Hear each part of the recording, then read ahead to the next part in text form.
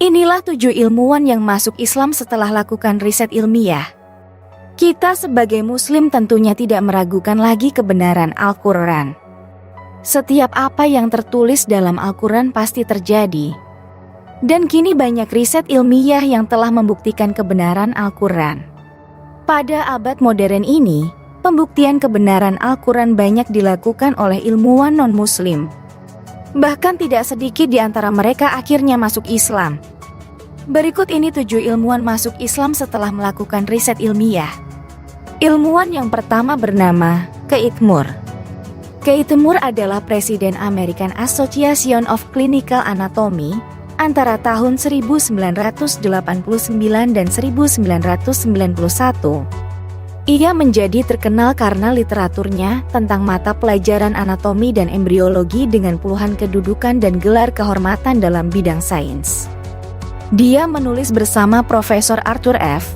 Daley II, Clinically Oriented Anatomy, yang merupakan literatur berbahasa Inggris paling populer dan menjadi buku kedokteran pegangan di seluruh dunia.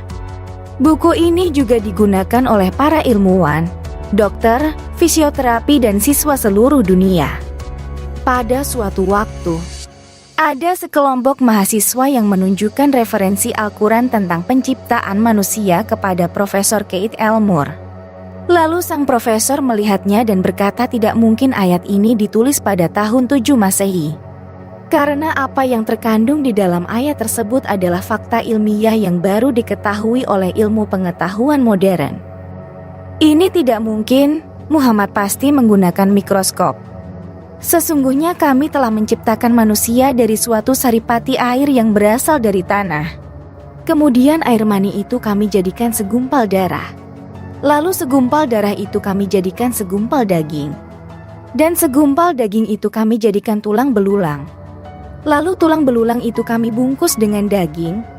Kemudian kami jadikan dia makhluk yang berbentuk lain. Maka Maha Sucilah Allah, pencipta yang paling baik. Al-Quran Surat Al-Mu'minun ayat 13-14. Ayat tersebutlah yang membuat sang profesor akhirnya memeluk agama Islam dan merevisi beberapa kajian ilmiahnya karena Al-Quran ternyata telah menjawab beberapa bagian yang selama ini membuat sang profesor bingung. Ia merasa materi yang ditelitinya selama ini terasa belum lengkap atau ada tahapan dari perkembangan embrio yang kurang. Kedua, Dr. Fidelma O'Leary.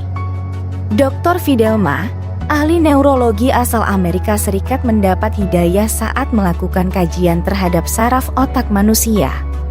Ketika melakukan penelitian, ia menemukan beberapa urat saraf di dalam otak manusia yang tidak dimasuki darah. Padahal setiap inci otak manusia memerlukan suplai darah yang cukup agar dapat berfungsi secara normal. Penasaran dengan penemuannya, ia mencoba mengkaji lebih serius. Setelah memakan waktu lama, penelitiannya pun tidak sia-sia. Akhirnya dia menemukan bahwa ternyata darah tidak akan memasuki urat saraf di dalam otak manusia secara sempurna kecuali ketika seseorang tersebut melakukan sujud dalam salat. Artinya, kalau manusia tidak menunaikan ibadah salat, otak tidak dapat menerima darah yang secukupnya untuk berfungsi secara normal. Setelah penelitian mengejutkan tersebut, Fidelma mencari tahu tentang Islam melalui buku-buku Islam dan diskusi dengan rekan-rekan muslimnya. Setelah mempelajari dan mendiskusikannya, ia malah merasa bahwa ajaran Islam sangat logis. Hatinya begitu tenang ketika mengkaji dan menyelami agama samawi ini. Ketiga, Maurice Bucaille. Profesor Dr. Maurice Bucaille adalah ahli bedah kenamaan Prancis dan pernah mengepalai klinik bedah di Universitas Paris. Ia dilahirkan di Pont-l'Evêque, Prancis, pada 19 Juli 1920. Pada saat itu, pemerintah Prancis menawari bantuan kepada pemerintah Mesir untuk meneliti, mempelajari, dan menganalisis mumi Firaun. Bucaille lah yang menjadi pemimpin ahli bedah sekaligus penanggung jawab utama dalam penelitian. Ternyata, hasil akhir yang ia peroleh sangat mengejutkan. Sisa-sisa garam yang melekat pada tubuh sang mumi adalah bukti terbesar bahwa dia telah mati karena tenggelam. Jasadnya segera dikeluarkan dari laut dan kemudian dibalsem untuk segera dijadikan mumi agar awet. Namun penemuan yang dilakukan Bukail menyisakan pertanyaan, bagaimana jasad tersebut bisa terjaga dan lebih baik dari jasad-jasad yang padahal telah dikeluarkan dari laut? Maka berdirilah salah satu di antara ilmuwan muslim tersebut seraya membuka Al-Quran dan membacakan untuk Bukail firman Allah yang artinya, maka pada hari ini kami selamatkan badanmu supaya kamu dapat menjadi pelajaran bagi orang-orang yang datang sesudahmu. Dan sesungguhnya kebanyakan dari manusia lengah dari tanda-tanda kekuasaan kami. Quran Surat Yunus ayat 92. Ayat ini sangat menyentuh hati Bukail. Ia mengatakan, sungguh aku masuk Islam dan aku beriman dengan Al-Quran ini. Selanjutnya, Profesor William. Sebuah majalah sains terkenal, Journal of Plant Molecular Biologies, mengungkapkan hasil penelitian yang dilakukan sebuah tim ilmuwan Amerika Serikat. Isi penelitian tersebut tentang suara halus yang tidak bisa didengar oleh telinga biasa atau dikenal dengan istilah ultrasonik, gelombang suara yang keluar dari tumbuhan. Suara tersebut berhasil disimpan dan direkam menggunakan alat perekam canggih. Yang mengejutkan, getaran halus ultrasonik yang tertransfer dari alat perekam menggambarkan garis-garis yang membentuk lafaz Allah dalam layar. Para ilmuwan Inggris ini lantas terkagum-kagum dengan apa yang mereka saksikan. Setelah menemukan temuan yang luar biasa itu, Profesor William memutuskan untuk memeluk Islam. Selang beberapa hari setelah masuk Islam, Profesor William berceramah di Universitas Carnegie Mellon. Ia mengatakan, dalam hidupku, aku belum pernah menemukan fenomena semacam ini selama 30 tahun menekuni pekerjaan ini. Dan tidak ada seorang ilmuwan pun dari mereka yang melakukan pengkajian yang sanggup menafsirkan apa makna dari fenomena ini. Begitu pula tidak pernah ditemukan kejadian alam yang bisa menafsirinya.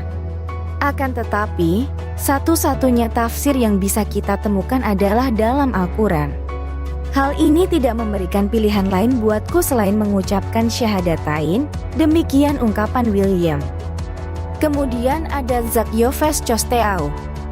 Mr. Jacques Cousteau adalah seorang ahli oceanografer dan ahli selam terkemuka dari Prancis. Ia masuk Islam karena menemukan mata air tawar segar yang sangat sedap rasanya. Namun air tersebut tidak bercampur atau melebur dengan air laut yang asin di sekelilingnya. Sehingga seolah-olah ada dinding atau membran yang membatasi keduanya. Belakangan Mr. Jacques Cousteau mengetahui bahwa kitab suci agama Islam telah menceritakan tentang hal ini 14 abad yang lalu. Dan dialah yang membiarkan dua laut mengalir berdampingan. Yang ini tawar lagi segar dan yang lain asin lagi pahit. Dan dia jadikan antara keduanya dinding dan batas yang menghalangi. Al-Quran Surat Al-Furqan ayat 53. Terpesonalah Mr. Cousteau mendengar ayat-ayat Al-Quran itu. Ia pun memutuskan untuk menjadi mualaf. Dan ilmuwan yang terakhir bernama Karner NASA, mantan pejabat Amerika Serikat ini juga masuk Islam karena menemukan fakta-fakta tentang Lailatul Qadar dan Ka'bah bercahaya. NASA menyembunyikan kepada dunia bukti empiris ilmiah tentang malam Qadar. Ia menyayangkan kelompok jutawan Arab yang kurang perhatian dengan masalah ini sehingga dunia tidak mengetahuinya. Menurutnya, sesuai dengan hadits Nabi bahwa malam Qadar adalah baljah tingkat suhunya sedang. Tidak ada bintang atau meteor jatuh ke atmosfer bumi. Dan pagi harinya matahari keluar dengan tanpa radiasi cahaya. Sayyid menegaskan, terbukti secara ilmiah bahwa setiap hari-hari biasa ada 10 bintang dan 20.000 meteor yang jatuh ke atmosfer bumi.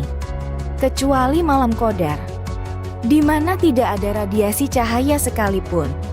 Hal ini sudah pernah ditemukan Badan Antariksa NASA 10 tahun lalu.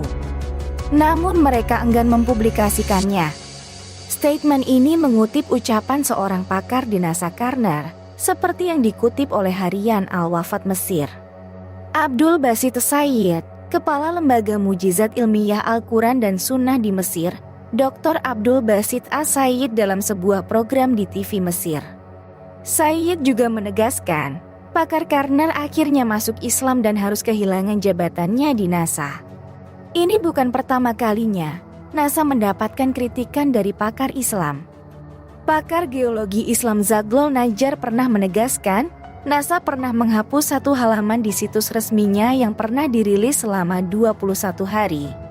Halaman itu tentang hasil ilmiah, yakni cahaya aneh yang tidak terbatas dari Ka'bah di Baitullah ke Baitul Makmur di langit. Said menegaskan, jendela yang berada di langit itu mirip yang disebutkan dalam Al-Quran. Dan jika seandainya kami membukakan kepada mereka salah satu dari pintu-pintu langit, lalu mereka terus-menerus naik ke atasnya, tentulah mereka berkata, sesungguhnya pandangan kamilah yang dikaburkan, bahkan kami adalah orang-orang yang kena sihir. Dalam kurung Al-Quran Surat Al-Hijr, ayat 14. Saat itu Karner menyaksikan sebuah keajaiban akan kebenaran Islam. Dengan bukti jelas bahwa jagat raya saat itu gelap setelah jendela itu tersibak, maka cahaya dari Ka'bah tembus ke langit sebagaimana yang telah disebutkan dalam Al-Quran. Oleh sebab itu, Karner mendeklarasikan keislamannya. Semoga dengan pemaparan video singkat dari channel Risalah Nabi, agar dapat menambah bukti-bukti akan kebenaran Al-Quran dan membuat keimanan kita kepada Allah semakin kokoh. Untuk mendatangkan pahala bagi kita semua, tolong bagikan informasi ini kepada semua orang.